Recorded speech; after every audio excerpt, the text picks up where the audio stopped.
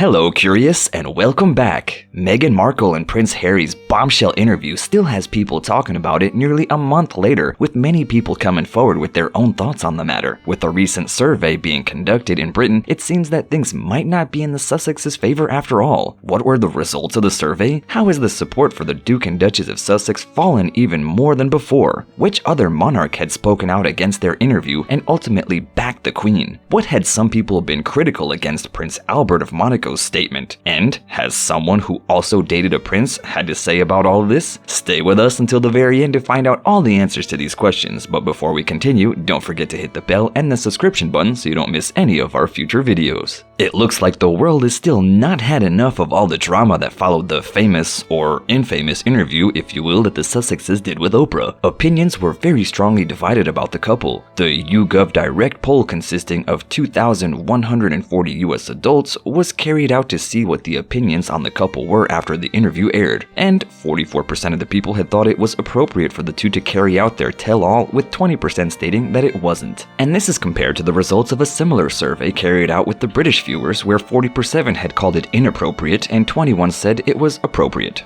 The same survey had also asked whether the people taking part had sympathy for Meghan and Harry or for other senior royal members of the family, with 9% having a lot of sympathy for the senior royals compared to the 35% for the couple. Though as you can imagine, a similar survey being carried out within the UK viewers had much different results, with only 12% having a lot of sympathy for the couple. And since the interview aired, and even some time before it, it was evident that the couple, especially Meghan, was certainly getting more support from her fellow countrymen than from the British press.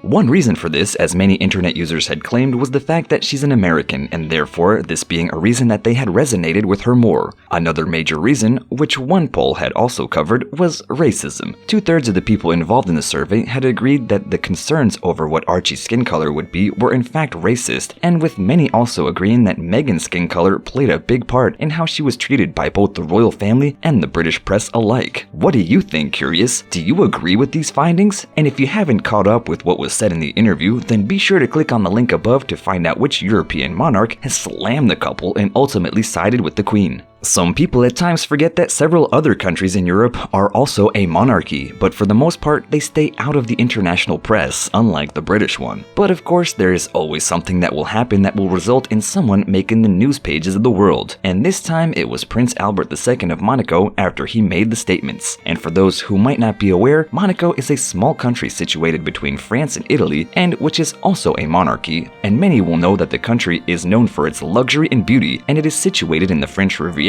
and mostly famously Monte Carlo Casino, which was featured in 2 Bond movies, Never Say Never Again and Golden Eyes, as well as many other Hollywood productions. There had been times where the Crown Prince of Monaco had come under some heavy criticism in the past himself, which we'll talk about more in a moment. So when he had something to say, it seemed internet users weren't exactly thrilled with his statement. But what did he say exactly? Appearing on BBC World News, the prince had spoken with Yalda Hakim about what his thoughts were on the whole interview, and Monaco's sovereign was quick to point out that the idea that the couple went public, this bothered him, and he went on to add such conversations as these that touched upon important and serious matters should be held within the intimate quarters of the family. And here, with his statement, he's back in the one made by the Buckingham Palace 2 days after the interview initially aired on CBS, where it stated that all the issues raised by the couple will be addressed privately. Though it wasn't all negativity coming from Prince Albert. While he stated that their interview bothered him, it seemed that it wasn't all one-sided. He added that he can understand where the couple is coming from, and given that his own mother might have been a little bit of a similar situation to Meghan, and more about that in a moment, it is no surprise. And though once again, he didn't point out that a televised interview wasn't the appropriate forum to be able to have these kind of discussions. Though to also show that there had not been any other hard feelings on his part to the Crown Prince, he also sent some wishes to Harry, wishing him the best life outside of the royal family. Speaking to Hakim, he said, "It's a difficult world out there, and I hope that he can have the judgment and wisdom to make the right choice." Some of you might be wondering as to why his sympathy might have come from the fact that his own mother went through something similar. Well, fear not, we're about to tell you. Prince Albert's parents were none other than Rainier III of Monaco and Grace Kelly. Yes, Curious, the very same one which starred starred in some of the iconic Hollywood movies such as To Catch a Thief and Rear Window. Once she had met her husband, Grace had retired from her acting career to become the Princess Consort of Monaco. She was also required to give up her American citizenship, and her husband even went as far as to have her films banned in Monaco. But here you can see the similarity in the fact that both women had given up their successful careers,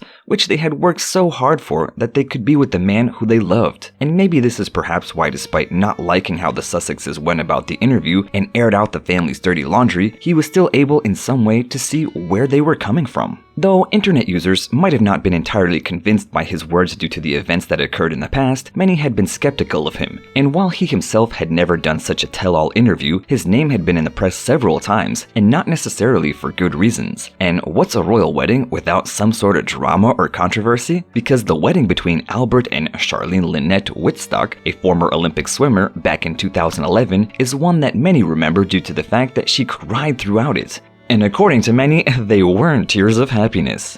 There were many rumors around the wedding and the couple before and after their special day, and at the time, days before the big day, it was reported that the prince's future bride had attempted to flee Monaco after finding out that Albert had fathered 2 illegitimate children and a third one during their 5-year courtship. And according to a French newspaper, L'Express, she made 2 attempts, and one while in France attending a bridal gown fitting and another the same month during Monaco Grand Prix. Though, as you are aware, the $55 million wedding went ahead, though she had spent the ceremony crying, as was noted by several press companies who were reporting on it, such as the Associated Press, ABC, and The Guardian. There had also been rumors that the couple not only spent their honeymoon in separate rooms, but also in separate hotels. As you can imagine, these rumors had swept the world, and the palace was quick to respond with a statement to People magazine stating that none of it was true and that it all came from utter jealousy. And in 2019, Charlene had broken the silence on the fact that she is called the Sad Princess, and the fact that people picked up on her, and on the fact that she never smiled at public events. Speaking with the South African magazine Huisgenoot, she said, "People are very quick to say, 'Oh, why isn't she smiling in the photos?' Well, sometimes it's hard to smile. They don't know what's going on in the background." Another thing that the internet users were quick to point out, and a thing that kept the prince's name there in the press for a long time, had been his illegitimate children. While his oldest ones, Jasmine Grace Grimaldi and Alexandre Grimaldi Coste, had already been confirmed as the prince's kids, it seems there is more trouble for the prince as an unnamed Brazilian woman who has filed a lawsuit demanding that the prince undertake a DNA test to prove he is the father of a 15-year-old girl, which she alleges he fathered during a passionate affair which took place in the early 2000s, a time when he and Charlene were reportedly already together. Not much is known at the time about the case, besides the fact that it is an ongoing situation